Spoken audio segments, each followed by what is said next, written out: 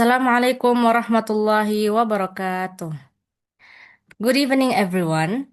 Allow us to present our presentation on the topic about pediatric and geriatric patients presented by me, Karimatul Afifah, and my friend Nanda Esa. So, the pediatric and geriatric patients are considered special populations in healthcare because they have physiological characteristics that differ significantly from adults. These differences affect how drugs are absorbed, distributed, metabolized, and excreted in the body. As a result, medication therapy in these groups must be carefully adjusted to ensure safety and effectiveness. Pharmacists and other healthcare professionals play a crucial role in optimizing drug therapy for these patients through proper dosing, monitoring, and concealing. So the definition here, pediatric patients are individuals from birth up to 18 years old. This includes babies, children, and teenagers. Their bodies are still growing and their organs, like the liver and the kidneys, are not fully developed yet, especially in younger children. Because of this, medicines cannot be given in the same dose as the adults.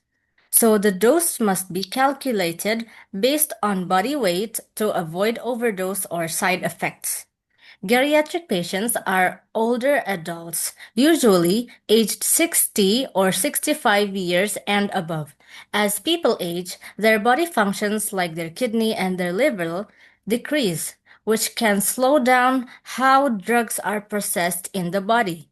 They also often take many medications at the same time or polypharmacy, which increases the risk of side effects and drug interactions. So, concealing in pediatric patients here is mainly directed to their parents or the caregivers. The pharmacist must explain the purpose of the medication, the correct dosage based on their body weight, how to administer the medicine, and the duration of use in a clear and simple way. Since children often have difficulty taking medication, it is important to recommend suitable dosage forms such as syrups or drops. The model emphasizes that communication should be adapted to the patient's level of understanding and should avoid complex medical jargon. Therefore, pharmacists should ensure that caregivers fully understand the instructions by using techniques such as repeating the information or teach back method, in which this helps prevent medication errors and improves adherence. This slide about counseling in geriatric patient. In geriatric patient, counseling must consider age-related limitations such as decreased hearing, vision, and memory. Pharmacists should speak slowly, clearly, and use simple language. It is important to explain the name, purpose, dosage, and schedule of each medication, especially because elderly patients often take multiple drugs or polypharmacy. The reference also highlight that barriers such as misunderstanding, lack of interest, or communication difficulties can affect counseling effectiveness. Therefore, pharmacists should ensure that patients understand their therapy by encouraging questions and confirming understanding.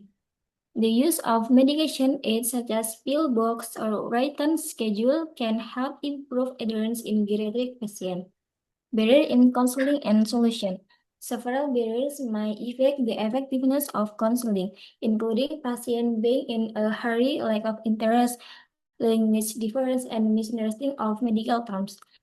To overcome this challenge, pharmacists should use simple language, provide concise explanation, and overread written information when needed.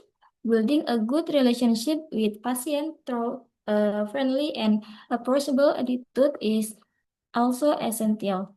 Active listening and encouraging patient to ask questions can improve communication and trust. The conclusion, pediatric and geriatric patients require special approach in drug information and counseling service. Pediatric counseling focus on educating surgeons and ensuring accurate dosing, while geriatric counseling emphasize safety, adherence, and management of multiple medication. By applying effective communication strategies and evidence-based practice, pharmacists can improve patient understanding, reduce medication error, and achieve better therapeutic outcome. Okay, thank you for your attention. Wassalamualaikum warahmatullahi wabarakatuh.